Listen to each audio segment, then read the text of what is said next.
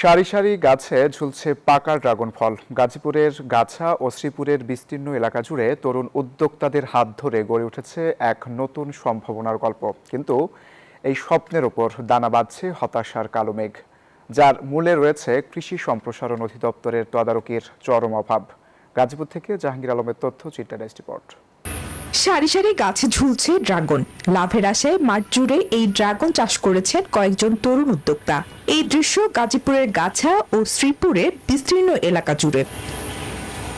তবে লাভের আশায় বাগড়া দিচ্ছে কাণ্ডের পচন।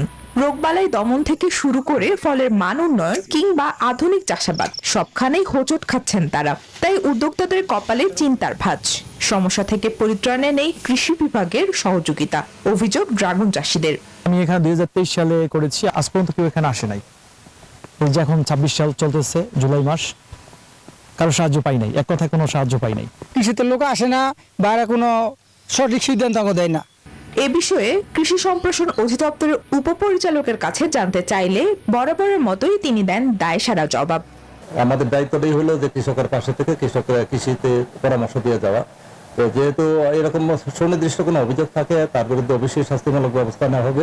আমরাও কিন্তু নজরদারিতে রাখছি যে কোনো কর্মকর্তা কৃষকে তাকে খুঁজবে, সে সাড়া দিবে না, আসলে এই ধরনের কোনো সুযোগ নেই। কৃষি বিভাগের হিসেবে গাজীপুরে বছরে প্রায় 200 মেট্রিক টন ড্রাগন উৎপাদিত হয়। Desk report, news 24।